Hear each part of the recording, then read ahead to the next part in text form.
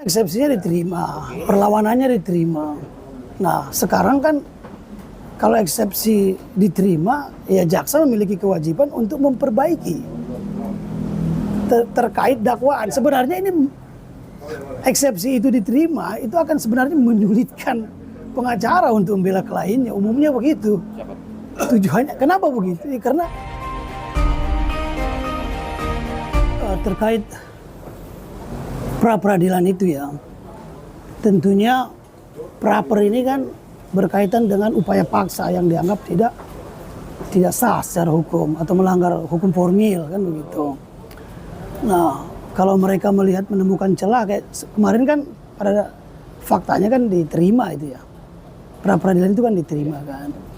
Namun persoalannya kembali karena sudah masuk KUHP sekarang itu begini loh, KUHP sekarang itu boleh mengajukan pra-peradilan lebih dari satu kali. Sekalipun sudah masuk pokok perkara, dia tidak menjadi persoalan. Justru KUHP itu mengatur kalau ada pendaftaran pra-peradilan, pokok perkara itu harus diberhentikan dulu. Menarik. Harus diberhentikan. Yang menjadi menarik di sini, ya, pokok perkara itu sudah berlanjut, ya, yang dipersoalkan yang sudah lalu tentang penangkapan upaya paksa itu kan, sehingga putusan itu nihil gitu secara hukum, hanya ingin penegasan bahwa penangkapan itu tidak sah secara hukum. Itu saja sih substansinya kalau kulihat. Tapi kan yang menjadi pertanyaan sampai 4 kali loh Bang. Oke lah, di praktik pertama penggeledahan penahanan dia dikabulkan. Tahap kedua yaitu terkait tersangkanya dibatalkan. Akhirnya juga tadi ganti ruginya juga ditolak lah. Dan akhirnya Iya pasti. Ya kan di hari Jumat juga praktik terhadap penyekalan. Tapi kita bergeser yang sudah masuk pokok perkara yaitu Dokter Kipak kemarin. Kan? Sudah ranahnya masuk pokok perkara, namun eksepsinya diterima. Tapi eksepsi bisa dijelaskan ya? Iya, Dokter Diva kan eksepsinya diterima, perlawanannya diterima. Nah, sekarang kan kalau eksepsi diterima, ya jaksa memiliki kewajiban untuk memperbaiki terkait dakwaan. Sebenarnya ini eksepsi itu diterima, itu akan sebenarnya menyulitkan pengacara untuk membela kliennya. Umumnya begitu. Tujuannya, kenapa begitu? Ya, karena jaksanya sempurna jadinya memperbaikinya. Akan tetapi ada keuntungan bagi pengacara dalam pokok perkaranya kan, untuk membantah seluruh dalil-dalil yang disebutkan jaksa, apalagi terkait dengan hal yang sebelumnya yang sudah yang dikabulkan, eksepsi yang dikabulkan itu. Sebenarnya eksepsi ini tidak jauh beda seperti konsep pra-peradilan, tidak jauh beda. Hanya eksepsi ini dia lebih luas berkaitan dengan kewenangan hakim kan gitu ya. Kewenangan udah jelas. Lalu legal standing pasal demi pasal, berdirinya pasal yang didakwakan kepada para terdakwa. Itu mungkin. Tapi kan juga yang menjadi perdebatan dari kuasa hukumnya, hakim menyatakan semua bahasanya di FCC itu ditolak ya untuk dakwaan ya kan. Namun kan ada pernyataan hakim bahwa pasal 74 ayat 4 pasal 75 ayat 4. Nah, antara dia hakim bilang bahwa dibatalkan semua itu kan batal demi hukum dan dia bebas Bang. Itu ada perdebatan itu Bang, gimana menanggapinya? Jadi yang dibatalkan itu apa sih oleh hakim? Itu hanya perihal legal formil terkait dakwaan. Itu aja, simple sebenarnya. Gitu. Tapi kalau saya boleh lebih, ini kan terkait ijazah palsu ya. Ya Bang ya, terkait ijazah palsu. Saya menonton banyak perkara ini dan juga membuat tulisan cukup banyak lah secara objektif gitu ya. Terkait ijazah palsu ini kan banyak, ini kan sudah diuji melalui apa namanya, Pak Jokowi ini sudah menjadi wali kota, gubernur dan presiden 2 kali.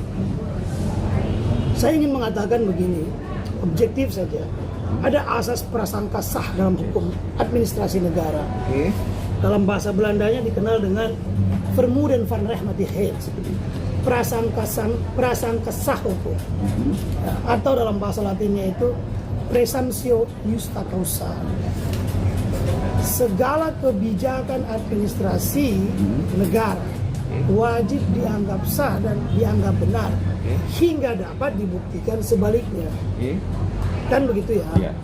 Nah, kalau kita bicara tentang ijazah Pak Jokowi yang sudah lama ini, 1980-an 85 ini ya, ada persoalan yang sangat mendasar terkait pembuktian. Ya, kalau kita lihat PRKBKN nomor 25 tahun 2015 ya, bukan tafsir ijazah atau ijazah palsu.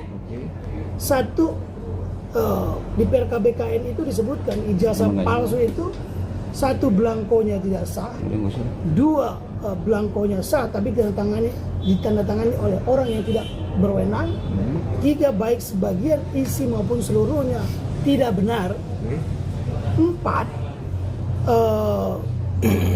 ijazah yang didapat yang tidak mengikuti, yang tidak sesuai dengan proses sebagaimana yang diatur di Undang-Undang Pendidikan. Artinya apa? Sekalipun satu ijazah itu dikeluarkan oleh kampus, kalau saya merujuk kepada PRKBKN ini ya, bila sebagian atau seluruh isinya tidak benar, maka itu palsu. Bila prosesnya tidak sesuai dengan Undang-Undang Pendidikan, tentunya yang berlaku saat itu, ya, maka itu palsu.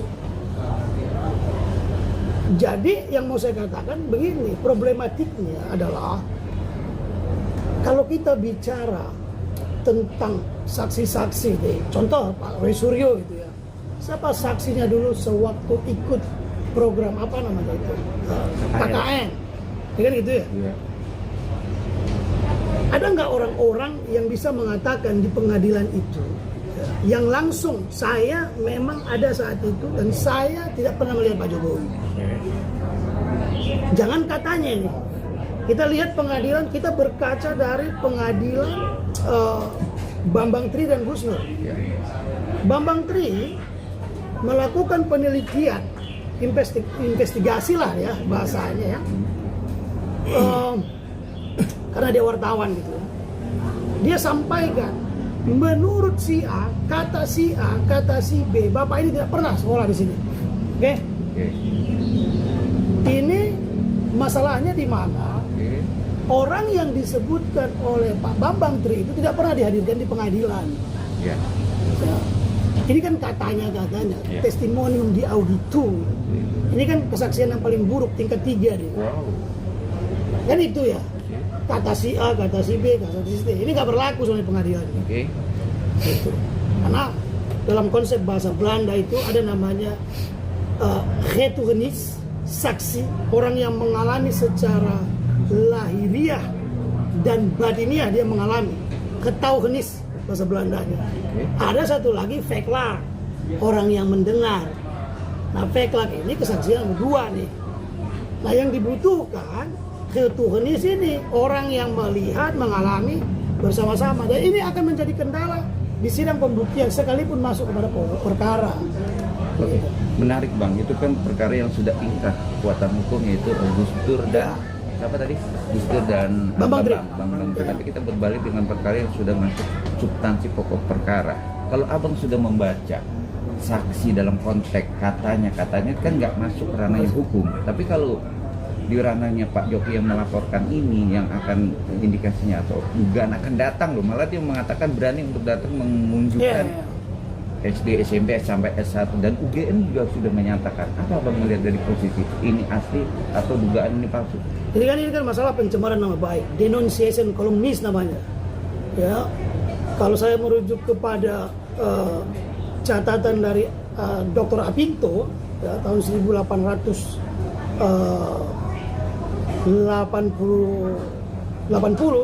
ya, halaman 85 kalau tidak salah, dia menjabarkan tentang denunciation calumnies, pencemaran nama baik. Betul.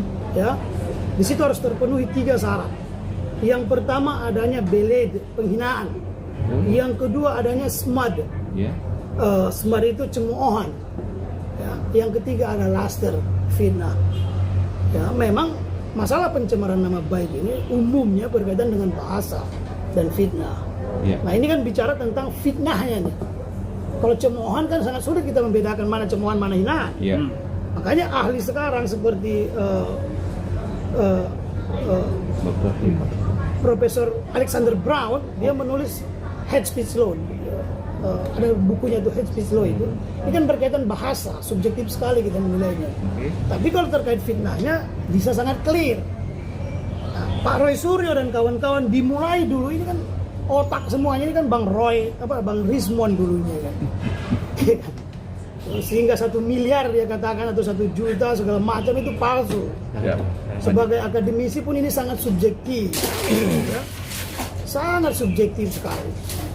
Jadi kalau Pak Jokowi masuk dari teori adekuat subjektif teori, maka Pak Roy Suryo dan kawan-kawan ini memang bermasalah secara teori dari subjektif karena mereka mengatakan ini ilmiah. Contoh nih, Nah itu dia. ini ilmiah, dibuat buku kan gitu ya. Iya. Tapi buku itu nyusul setelah dilaporkan. Iya, itu dia. Harusnya bedah dulu bukunya, buat dulu bukunya secara objektif, Betul. baru bicarakan. Betul. Bukan dibicarakan dulu. Baru di buku. Iya kan itu masalahnya. Iya. Nah, memang apakah pertanyaan kita itu kan begini loh. Saya sering mendengar pernyataan sarjana hukum yang diikuti oleh masyarakat tentang konsep pembuktian yang ada dalam diatur di dalam hukum Hindia Belanda hingga hukum perdata kita. Siapa yang mendalilkan dia yang membuktikan, actori incumbit probatio. Walaupun asas ini sebenarnya kalau di common law itu seimbang, perdata dan pidana sama, ya sebutkan ini.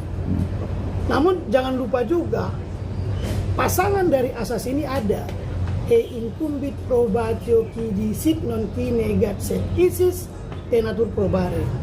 Benar siapa yang mendalilkan dia harus membuktikan. Akan tetapi terdakwa juga memiliki hak untuk membuktikan. Iya dong. Nah, kalau dengan perkara ini, selain dari penuntut, terdakwa juga wajib membuktikan dirinya nggak bersalah. Iya. Nah, terkait perkara ini, kalau kita lihat memang subjektivitasnya sangat tinggi. Subjektifnya kalau saya lihat, Apa tuh? subjektifnya kayak omongan, cemoohan, segala macam itu kan ada. Smart atau bele di ring itu kan ada kan. Iya. Nah, jadi kita akan apa ya saya bilang ya, perkara ini cukup panjang menurut saya Pak. Terkait pembuktian ini akan sangat menyulitkan. Hindari pembuktian dari pihak Roy Suryo yang sifatnya testimonium di auditu, yang katanya. Ya, coba kita berkaca dari perkara kasus ijazah yang divonis terhadap Bambang Tri dan Gus Nur. Bayangkan jaksa yang cewek itu saya ingat betul, sewaktu Rocky Gerung menjadi saksi ahli pula ya. Jaksanya menggunakan Pancasila. Bagaimana moral, katanya gitu ya, bagaimana moral dalam Pancasila ahli. Ya, masa di dalam pembuktian bicara moral dan Pancasila lagi, sejak kapan Pancasila menjadi dasar pembuktian?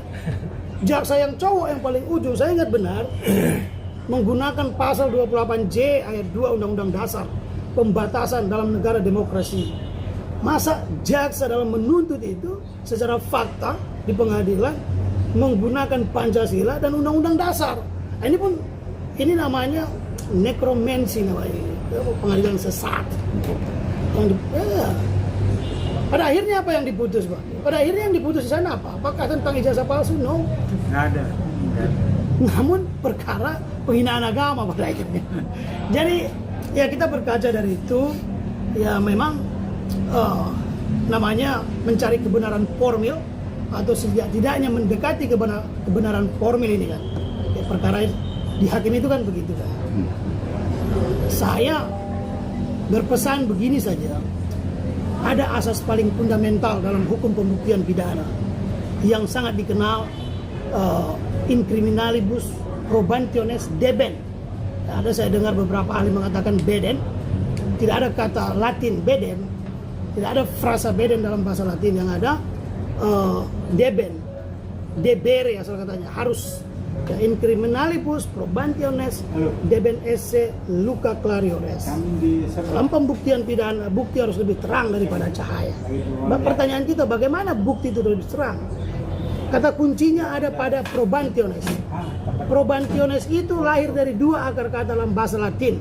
Yang pertama proba, yang kedua probus. Proba artinya bukti, probus artinya kejujuran. Jadi bukti itu harus datang dari kejujuran.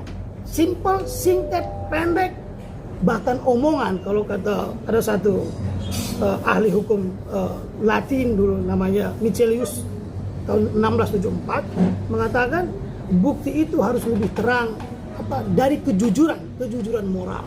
Mungkin itu Bang saya terkait dengan ijazah dugaan ijazah palsu. Oke, kita masuk dari analisa sebagai praktisi hukum.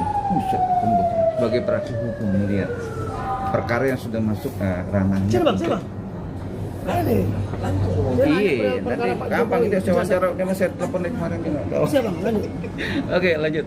Ya kan, ini menarik Bang, ya kan untuk pandangan masyarakat nih Bang. Memang dengan bahasa Belanda, bahasa yang Abang jelaskan itu nanti kan bisa dicerna oleh para yang dalam konteks yang berperkara lah, ya kan. Dalam perkara ini Bang, adakah nanti putusan hakim menyatakan ini atau karena pendapat ahli bilang ini nggak ada titik terang terkait ijazah yang akan pembuktian itu Bang, karena ranahnya sudah undang-undang ITE. Itu gimana Bang? Akan sangat sulit untuk membuktikan ini. Ya, itu dia. Sangat sulit. Ya. Rujukannya pun tadi kita sudah sampaikan, Ya, per KBKN, rujukan tafsir asli dan palsu saja. Mau sepakat apa tidak, satu-satunya tafsir tentang ijazah palsu dan asli hanya ada pada per KBKN tahun 2015. Ya. Belangko segala macam. Tapi masalahnya orang-orang ini kan sudah masa ini sudah berlalu sangat lama, 40 tahun. Tapi kan pertanyaannya Bagaimana? Contoh begini ya. iya. UGM, coba kita bayangkan, kan sekarang UGM itu diminta untuk menghadirkan catatan-catatan akademik dari Pak Jokowi. Ya. Begitu ya, pengadilan lain kan gitu ya. Ada berapa poin itu? 20 atau 12? Iya, Ya, 20. UGM itu udah berapa kali renovasi kampus itu, Pak? Ya, sudah berapa puluh kali renovasi. Kertas itu udah berapa juta kali makan rayap. Jadi untuk pembuktian saja pun, untuk mengambil data asli yang dulu itu sudah sangat sulit. Memang akan sangat sulit dalam pembuktian ini. Tapi kan udah uji forensik Bang, dalam arti Apaan yang diuji forensik? udah identik lah bahasanya kemarin. Laboratorium dari Mabes Polri dan Polda juga sudah menyatakan Identik itu kan belum tentu asli, Iya. tapi itu rujukannya pasti. betul. Itu menjadi rujukan. Kan? Nah, saya mau mengatakan juga kepada kawan-kawan begini. Kalau memang ijazah ini palsu, saya pernah menyampaikan. Kalau memang ijazah ini palsu, dalam konstruksi hukum bernegara, terlebih lagi Pak Jokowi ini pernah menjadi presiden, ya, betul. maka ini harus ditempuh jalur lebih besar, bukan hanya pengadilan pidana. Kenapa? Kita ingat apa kata Hans Kelsen dalam teori hukum murni itu, ada pertanggungjawaban kolektif. Ya. Dalam bahasa Latinnya ada culpa in agridando dan culpa in vigilando. Kelalaian dalam mendukung, kelalaian dalam mengajukan. Kalau memang ijazah ini palsu, ya, panggil juga lah Pak Jokowi. Panggil juga lah Bu Mega. Panggil juga lah Pak SBY sebagai presiden. Masa nggak ada intelijen saat itu? Secara administratif, secara hukum administrasi, kan hukum administrasi ini tengah ya kan? Iya. Kalau kita masuk dalam Van Wickonen Belt itu, hukum administrasi tengah, hukum pidana perdata di kiri dan kanan. Dia sah secara hukum administrasi hingga dapat dibuktikan sebaliknya. Dalam pembuktian ini akan bermasalah. Ini akan membuat bangsa ini porak-poranda yang cukup panjang menurut saya. Mungkin itu yang bisa saya sampaikan. Tapi kan ada makna dalam pembuktian asli atau palsu, ya kan? Tapi yang buat jadi pertanyaan. Masalahnya begini, Bang, izin saya potong. Pertanyaan kita, apakah setiap orang yang divonis di pengadilan yang kalah itu dia bersalah? Belum tentu. Belum tentu. Apakah yang menang itu dia 100% benar? Belum tentu. Pak. Iya. Makanya prinsip kejujuran itu menjadi cahaya dalam pembuktian. Apa ending? Saya berpesan juga pada teman-teman. Apa ending dari perkara ini sebenarnya? Kan begitu ya? Iya dong. Kalau kita mengerjakan sesuatu tanpa tujuan, kan ini kita mengikuti pekerjaan setan. Iya. Setan aja punya tujuan, Pak, menyesatkan manusia. Masa kita lebih buruk dari itu? Iya kan? Ada mungkin pengen macam-macam. Nah, saya tentunya melihat ini secara objektif saja sifatnya. Iya dong. Saya lebih kalau kita bicara tentang teori kemanfaatan hukum, ya, merujuk kepada Jeremy Bentham. Saya membaca bukunya itu 1830 itu ya, bicara tentang teori kemanfaatan.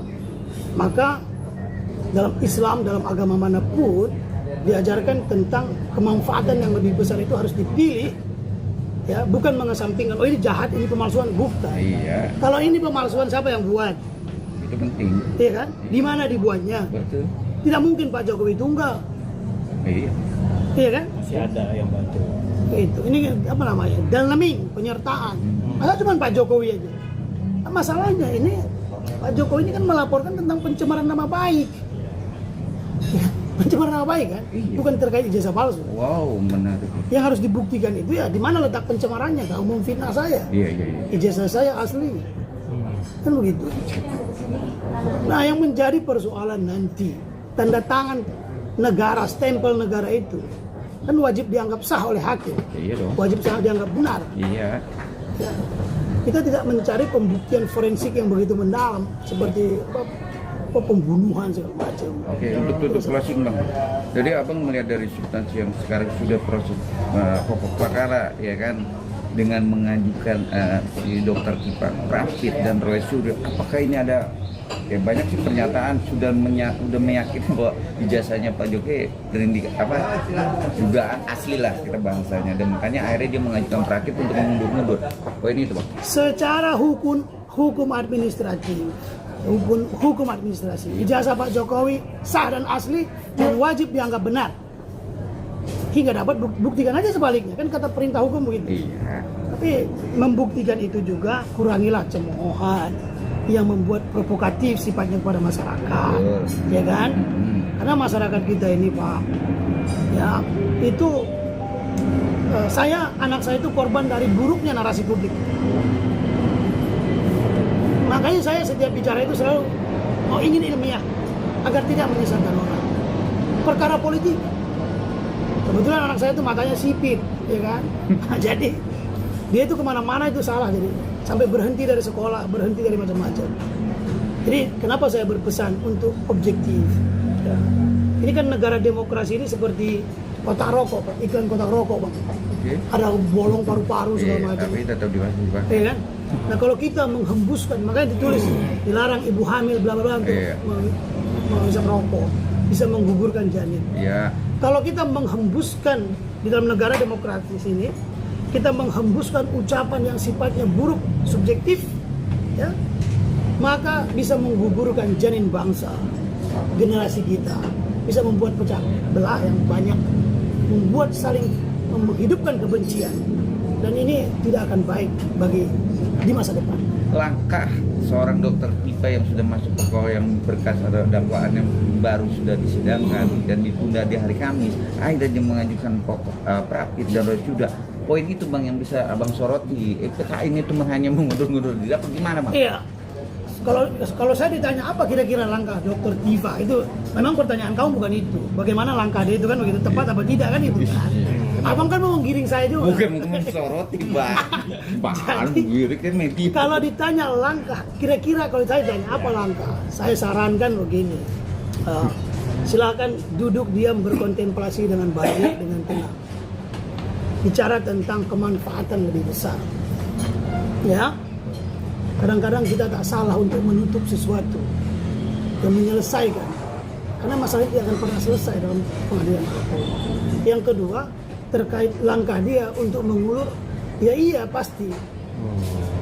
Kalau memang sudah siap, lanjutin aja sudah. Kan itu poin yang abang inginkan kan? Ya tapi kan panjang. Jangan lagi hambat. Kamu kan sudah siap. Iya. Iya kan? Sudah punya 99%. Kan ini kan Asmaul Husna sudah Bang? Yakin. Iya kan? Iya juga, iya. Iya kan? 99%. Ya punya bla bla bla. Ya sudah, jangan lagi dihambat. Lanjutkan ke pokok perkara. Nanti kita lihat hasilnya.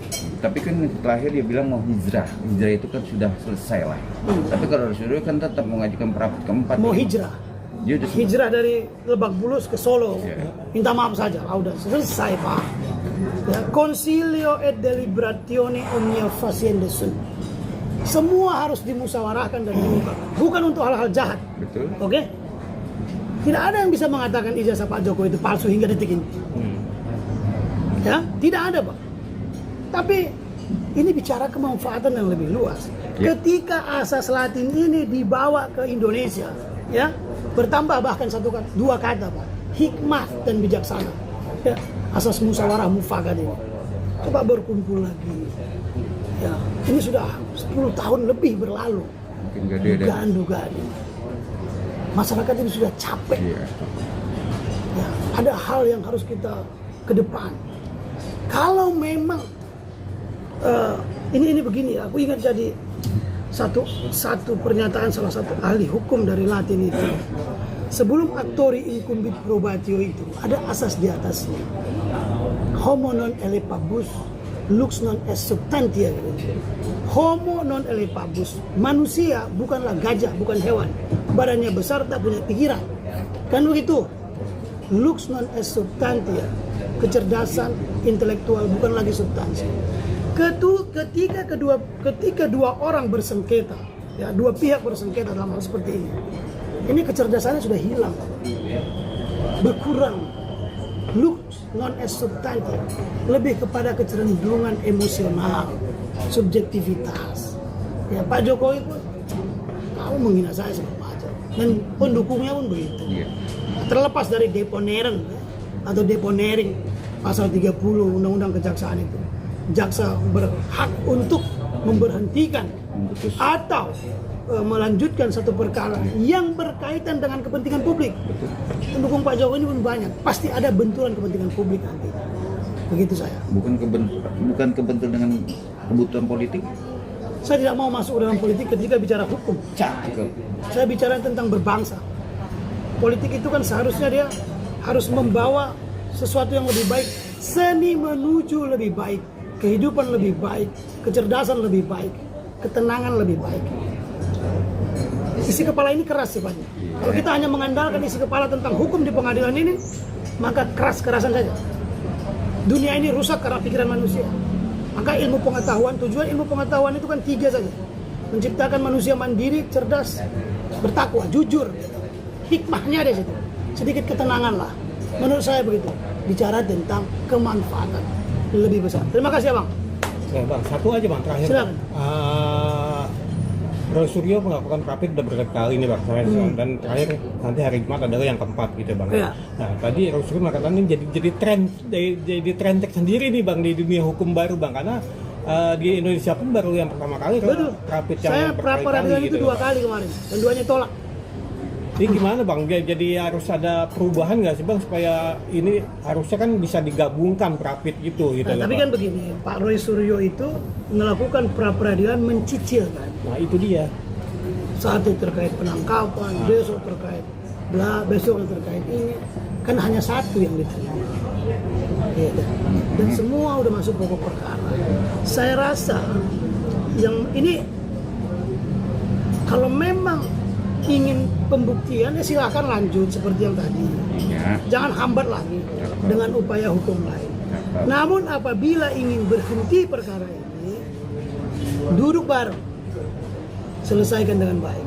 Saya rasa itu saja yang ingin saya sampaikan. Walaupun Rasulullah pernah menjalankan hukum, bisa untuk dikatakan selesai perkara ini. Ini kan kita kuhab baru, Bang. Restoratifnya lebih didahulukan dari proses penyelidikan, penyidikan, penuntutan, segala macam. Tapi bukannya nggak bisa Bang ketika orang udah pernah menjalani proses hukum gitu Bang. Bisa Bisa. melalui proses hakim restoratif. Gitu. Kan ini tindak pidana. Masalahnya di mana? Masalahnya di mana? Ancaman hukumannya kan cukup tinggi kan. Iya. Tapi jangan lupa, ini kan terkait ancaman hukuman memang cukup tinggi. Iya, Tapi kan 12 tahun. ini kan bukan kejahatan pembunuhan, ya. ultimum remedium itu kan kejahatan yang dilakukan antara orang dengan orang, bukan terkait pembunuhan. Iya. Namun kayak pencemaran nama baik ini kan sifatnya lebih kepada imaterial kerugiannya kan. Kehormatan seorang. Ya kan? Ini doktrin kehormatan. Gitu Bang. Tapi kan besok-besok kalau memang ini abang bilang ada dalam konteks analisa abang, udahlah. Besok-besok mau ngulangin lagi gimana bang? Saya berharap karena Bapak ini mantan menteri, ya, panggillah, masuklah kepada Pak SBY. Iya kan? Politik tuh bang lah. Enggak, bukan politik Bang. Maksudku ini kan sesama ex-presiden. Ya, Ya. Pak Roy juga pernah menteri. Ini harus bicaranya kemanfaatan. Tapi kan terlepas dari itu kan mereka pilih sendiri jalan masing-masing. Itu dia. Ya kalau memang mau pembuktian, jangan hambat lagi.